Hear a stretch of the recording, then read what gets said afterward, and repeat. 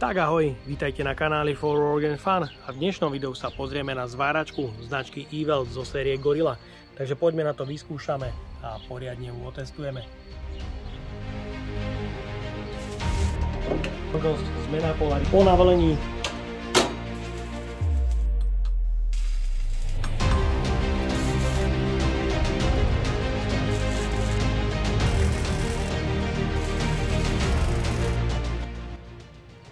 Značka E-Welt v sérii Gorilla ponúka niekoľko modelov zváračiek.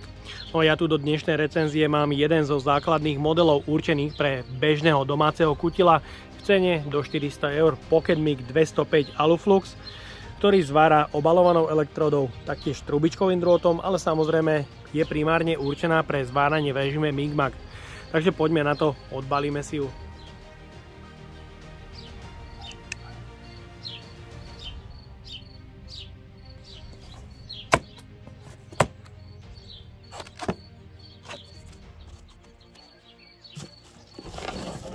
V balení nájdeme zväzok káblov na prepojenie k fľaši a na samotné zváranie. V balení teda nájdeme kliešte pre uzemnenie, ktoré sú plechové, ale vyzerajú byť celkom pevné. Kábel je dlhý 3 metre. V priereze je to 1x35 mm podľa hmotnosti, ale ide o hliníkové vlákno, ktoré je len pomedené. Ďalej je tu šteker 3550.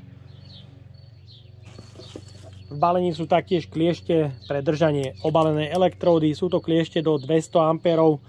Kábel rovnako 1x35 mm podľa hmotnosti, ide rovnako o hliníkové vlákno, ktoré je len pomedené s dĺžkou 3 metre a je tu rovnako šteker 3550.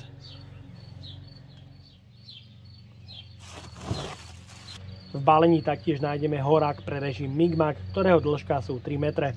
Má štandardný eurokonektor, klbík pre lepšiu manipuláciu a samotný horák má zaťažovateľ maximum do 150 A.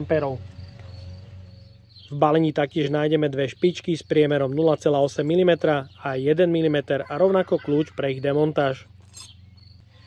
No a v balení je samotná zváračka. Ďalej v balení nájdeme užívateľský manuál, dve svorky pre napojenie k plynu, či už CO2 alebo argónu. Ďalej je tu kladka pre podávanie trubičkového drôtu s priemerom 1 mm.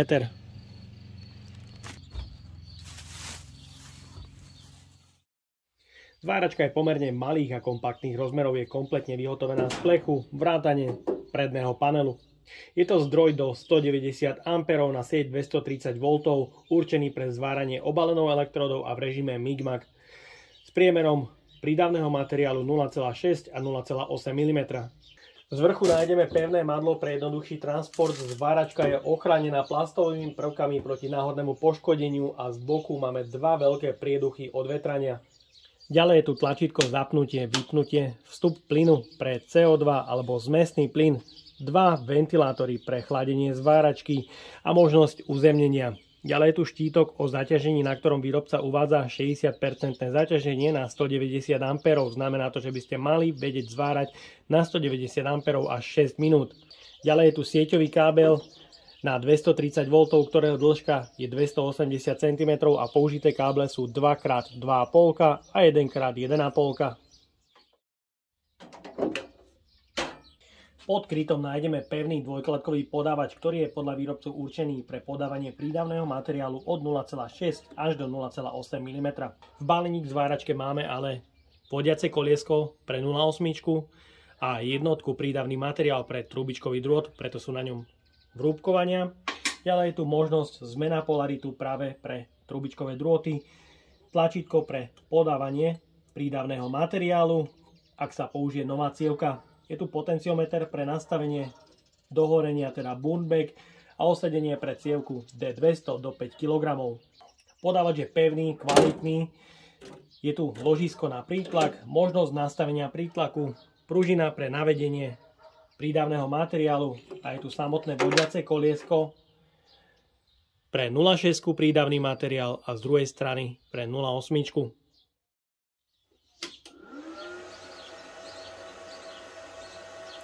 Hlučnosť chladenia zváračky je do 70 dB, čo je na dva ventilátory veľmi slušná hlučnosť. Máme tu kontrolku zapnutia stroja, kontrolku prehriatia stroja, dva displeje pre znázornenie amperov a voltáže, niekoľko potenciometrov pre nastavenie zváracích metód a zmenu zváracej metódy, koliskový prepínač MIG a obalená elektróda. Potenciometrom nastavujeme ampere pre obalenú elektródu od 20 až do 160 amperov.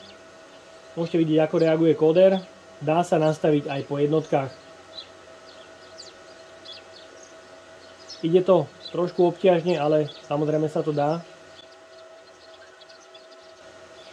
Po navolení režimu MIG-MAG sú tu ďalšie dva potenciometre pre nastavenie voltáže a ďalší potenciometer pre nastavenie posuvu drôtu, ktorý ale zváračka ukazuje v amperoch od 60 až po 190 amperov. Rovnako kóder reaguje veľmi rýchlo, ale jeho presnosť sa dá nastaviť aj po jednotkách. Je to znova trošku ťažšie, ale samozrejme sa to dá. Takže potenciometre pre nastavenie sú veľmi citlivé. Ďalej je tu prieduch odvetrania, šteker pre kliešte držanie obalenej elektródy, šteker pre uzemňovacie kliešte a konektor pre MIG-MAGový horák. Chladenie zváračky po vypnutí má dobeh do 5 sekúnd. Hmotnosť zváračky aj so sieťovým káblom je do 10 kg. Vo vnútri zatiaľ nie je osadený žiadny prídavný materiál. Pre odskúšanie zváračky som si pripravil rôzny spotrebný materiál a materiál pre zváranie. Začíname zváraním metódou obalenou elektródou bazickou s priemerom od 2 do 3,2 mm a taktiež vyskúšame zvárať nehrdzavejúcu oceľ.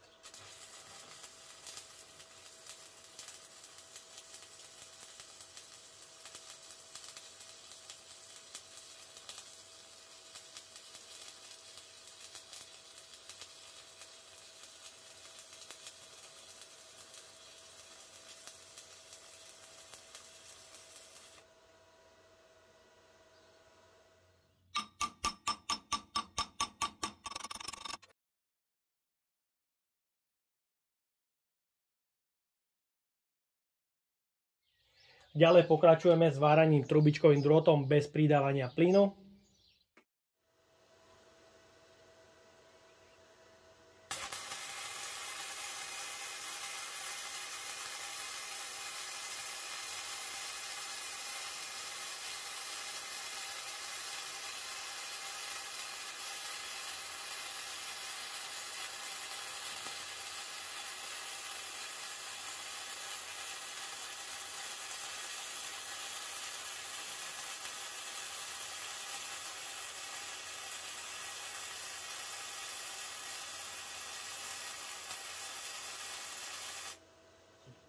Je tu vidieť naozaj len minimálny, ale minimálny roztrek.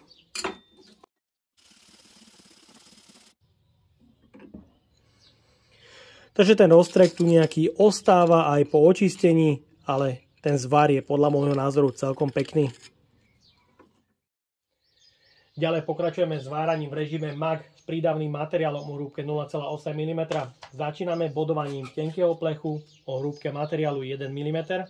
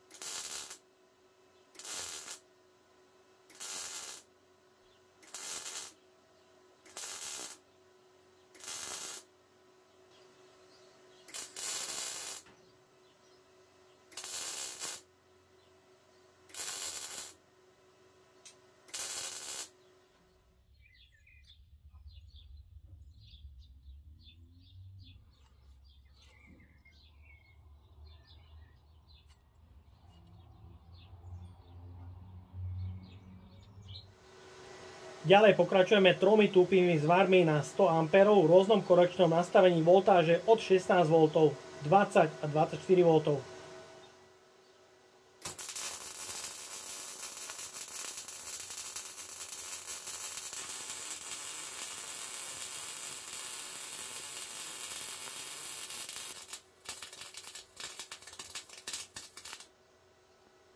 Takže máme tu 3 zvary natupo, rovnako nastavené na 100 A, ale každý z nich má iné korekčné nastavenia voltáže, kde prvý má nastavené 16 V a je vidieť, že ten zvar je len nalepený. Ten druhý je na 20 V a je už vidieť, že už tu je nejaký ten prievar a zvar sa ťahá už do šírky. No a ten tretí zvar je na 24 V a je vidieť, že tam už je robustný prievar, ale zároveň veľký roztrek. Ďalej pokračujeme kútovým zvarom na hrúbke materiálu 2 mm.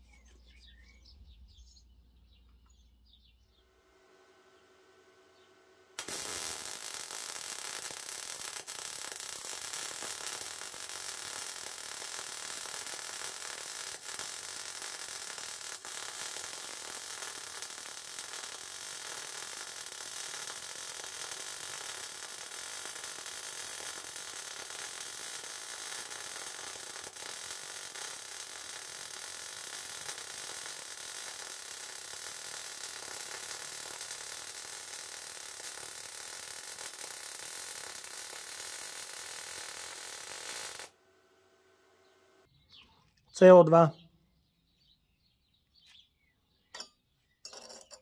mix.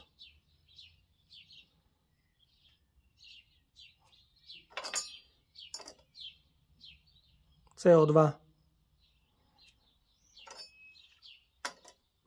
mix. Ďalší kútový zvar na hrúbke materiálu 5 mm.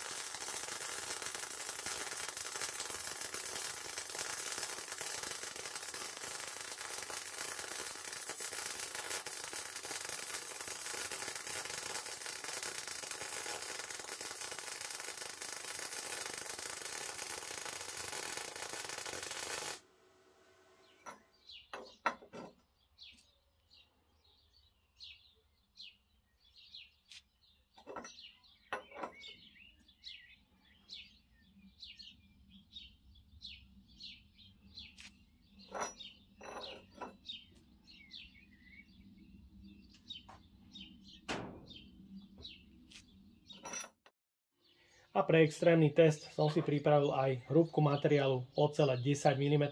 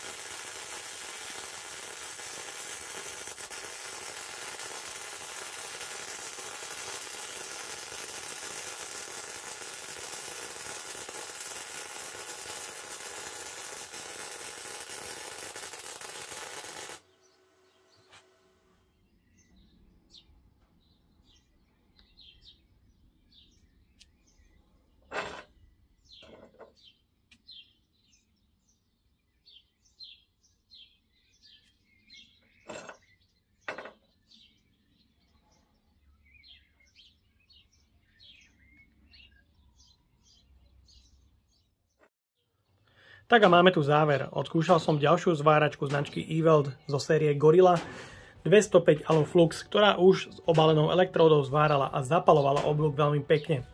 S trubičkovým drôtom samozrejme zvárať dokáže, ale toto nie je prednosť zváračky, ktorá je primárne určená pre zváranie v režime MAG. Odskúšal som mu s plynom CO2 a v mixe, kde s CO-čkom bodovala tenké plechy veľmi pekne. Následne s CO-čkom už tam bol na tých zvaroch nejaký ten roztrek, ale použil som zmesný plyn značky Air Product Ferromax 7, ktorý má až 3 zložky, CO2, argón a 20% helia, kde sa ukázalo, že práve tieto plyny posúvajú zváračky a samozrejme zváranie zase o level vpred. Môžete vidieť zvar z CO-čka na rovnakom nastavení a z druhej strany totožné nastavenie zváračky so zmesným plynom. Je tam vidieť extrémny rozdiel na zvarenci. Taktiež hrubšie materiály sa stále lepšie a lepšie zvárajú práve s týmito zmesnými plynmi. Takže na rovnakom nastavení pomocou plynu zo zváračky dostanete ešte lepšie výsledky a jediné, čo by som tejto zváračke v cene 400 € vypichol, je, že výrobca pribalil káble pre zváranie metodou obalenou elektródou hliník. Sú to hliníkové káble, ktoré sú pomedené, ale výrobca kompenzoval meď hrúbkou 1x35 mm a taktiež je tu malý nedostatok, že zváračka nepodporuje prídavný materiál v režime MAG do 1 mm. Odskúšal som to a naozaj zváračka s hrúbkou materiálu 1 mm absolútne nezvára dobre, ale výrobca ju ani neurčuje na toto použitie. No a ja dúfam, že sa vám dnešné video a spolupráca so značkou Eweld páčila. Ak by ste ma aj vy chceli podporiť finančným príspevkom, dole do popisu vkladám link na PayPal Donate. No a odo mňa je to na dnes všetko. A ak sa vám toto video páčilo, daj like, potvrď odber a zvonček, aby ti už neušlo ďalšie video. Ahoj!